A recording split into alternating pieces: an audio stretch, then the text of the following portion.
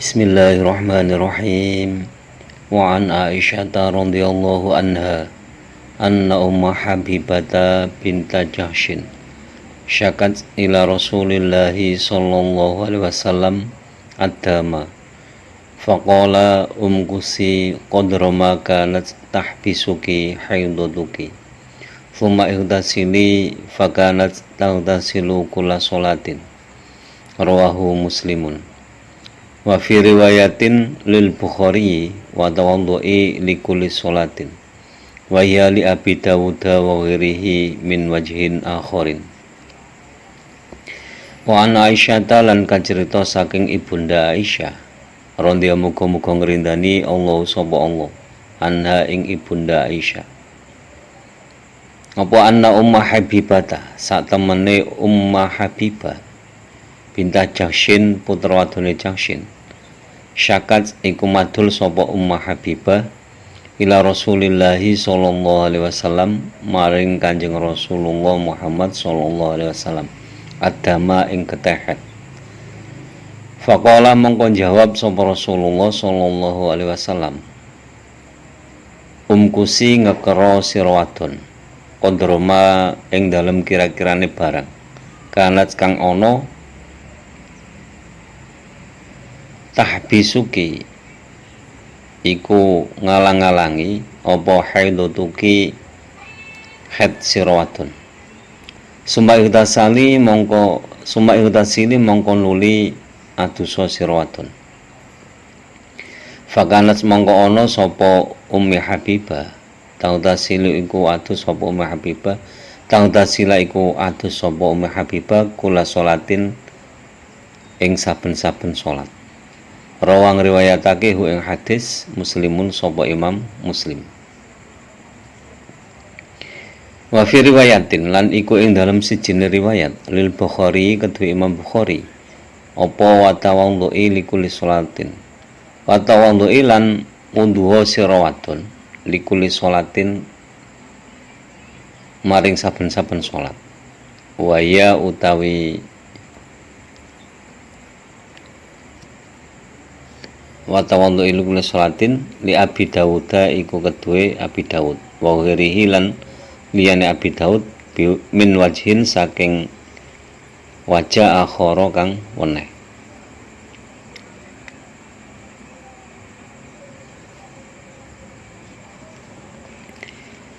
Dari Ibunda Aisyah radhiyallahu anha bahwa sesungguhnya Ummi Habibah binta Jahshin, Ummi Habibah ini saudara dari Ibunda Zainab dan Hamnah. Ummi Habibah binti Jahshin itu mengadu kepada Rasulullah SAW tentang darah haid. Karena kasusnya sama dengan Hamnah hadis sebelumnya, yaitu sama-sama lama kalau datang bulan. Akhirnya mengadu ke Rasulullah Shallallahu Alaihi Wasallam. Kemudian Rasulullah Shallallahu Alaihi Wasallam menjawab, maka hendaklah kamu menahan, yaitu menahan diri kira-kira kadar haid kamu. Jadi kadar keluarnya haid kamu itu berapa menit, agar kamu menahan diri agar tidak sholat dulu. Jadi itu kan yang menghalang-halangi untuk sholat. Nah, setelah suci, setelah bersih atau setelah berhenti, itu hendaklah kamu mandi. Setelah mandi ya jelas boleh sholat. Maka Ummi Habibah setelah mendapat nasihat dari Rasulullah, beliaunya selalu mandi setiap sholat.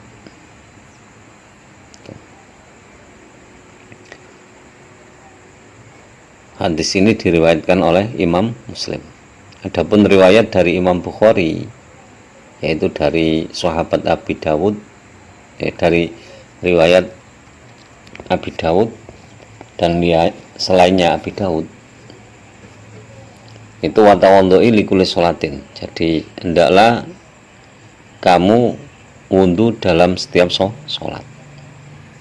Jadi orang yang istihadah yang masih keluar darahnya itu disuruh menahan dulu agar tidak terburu-buru sholat sampai darahnya berhenti. Di hadis yang pertama. Lalu mandi atau dibasuh, kemudian sholat. Di hadis Imam Bukhari, hendaklah setiap sholat berwudu dulu, biarpun tidak batal. Jadi hadis ini menunjukkan bahwa yang dimaksud adalah darah istihadah. Darah istihadah. Dan kebetulan di zaman sekarang itu sudah ada pembalut, sehingga yang sesuai itu ya watawantu ilikuli sholatin, jadi tidak perlu dibersihkan. Tapi kalau sekiranya tembus hingga mengenai celana dalamnya, ya otomatis harus dibasuh. Wan Ummi Atiyah radhiyallahu anha qalat kunna la na'udul qudrata wasufrata ba'da tuhri syai'an. Rawahu al-Bukhari wa Abu Dawud wa lafdhu lahu. Wan Ummi Atiyah lan kacerita saking Ummi Atiyah radhiyallahu muga-muga ngrindani Allah sapa Allah anha ing Ummi Atiyah. Qalat matur sapa Ummi Atiyah, kunna ana sapa kita lan naudu iku orang ngitung sapa kita al-qudrata ing getih kang butek, wasufrata lan kang getih kang kuning, ba'da turi ing dalem sause suci syai'an babar pisan. Rawang riwayatake ing hadis Al-Bukhari sapa Imam Bukhari wa Abu Dawud lan Imam Abu Dawud. Walafdhu lafate iku lahu kedue Abu Dawud.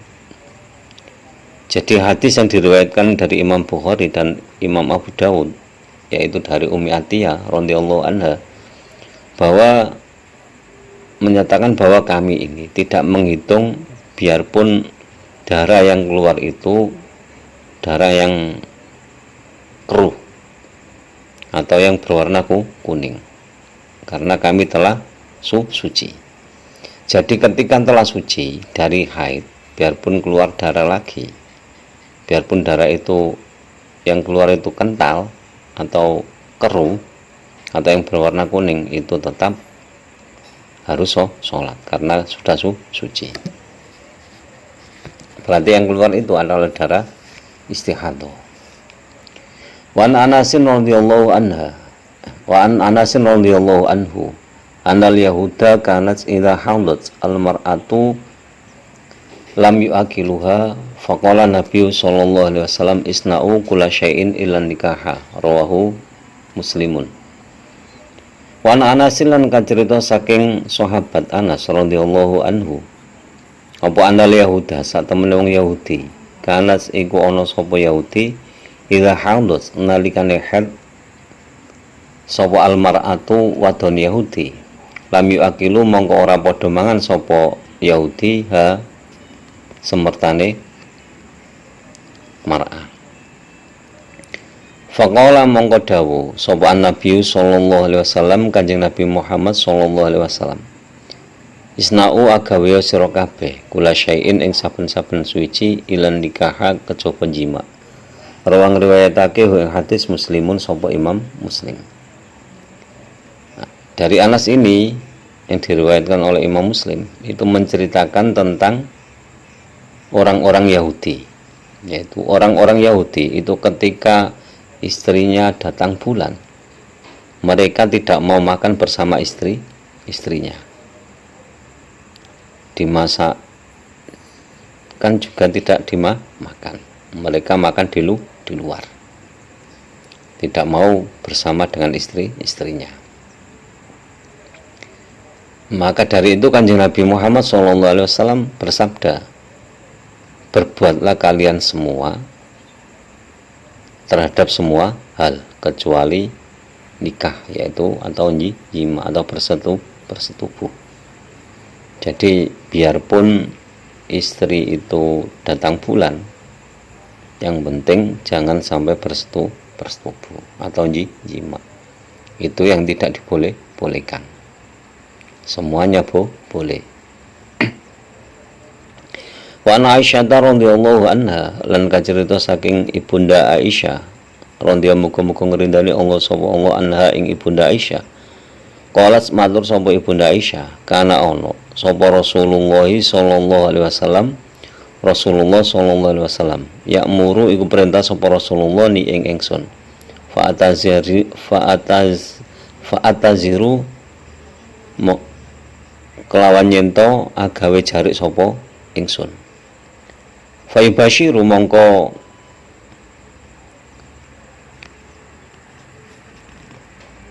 nyumbu sapa Rasulullah ni ing ingsun wa ana hale utawi ingsun haindun niku wong kang haid. Mutafakun padha sepakat sapa Imam Bukhari Muslim alaihi ing atase hadis. Hadis selanjutnya itu dari Ibunda Aisyah radhiyallahu anha yang berkata bahwa dulu Rasulullah SAW pernah menyuruh aku untuk memakai kain atau memakai jarik.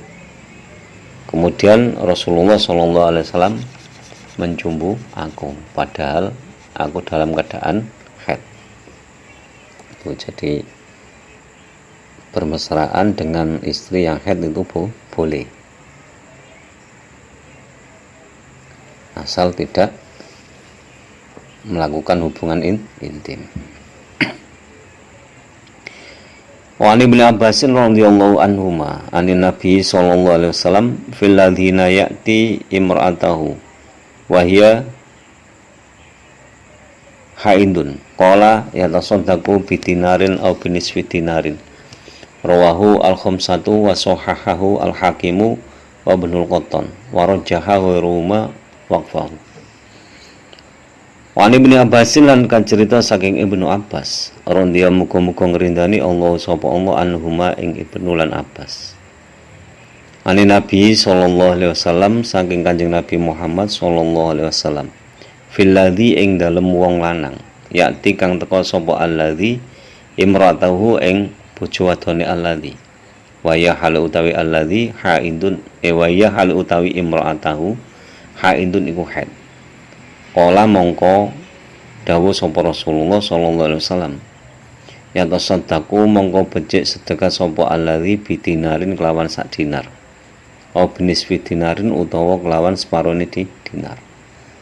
Rawang riwayatake hu ing hadis al-khamsatu sapa Imam 5 wa sahahalan menerake hu ing hadis al-hakimu sapa Imam Hakim wa Ibnul Qattan lan Ibnu Qattan wa rajahalan nganggep kuat sapa Ruma liyane Imam Hakim lan Ibnu Qattan waqfahu ing mauqufah hadis.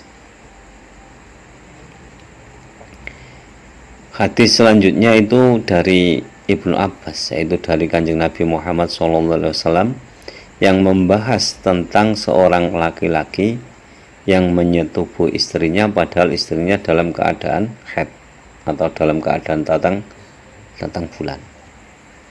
Maka Rasulullah SAW bersabda, hendaklah orang tersebut bersedekah dengan 1 dinar atau dengan setengah dinar. Jadi orang yang sudah terlanjur melakukan hubungan suami istri dengan istrinya, dan ketika istrinya itu dalam keadaan datang bulan, maka orang tersebut hendaklah bersedekah dengan 1 dinar atau separuh dinar. Jadi demikian pembahasan tentang larangan ketika seorang perempuan datang bulan dan ketika sudah terlanjur harus memenuhi dendanya. Kurang lebihnya mohon maaf.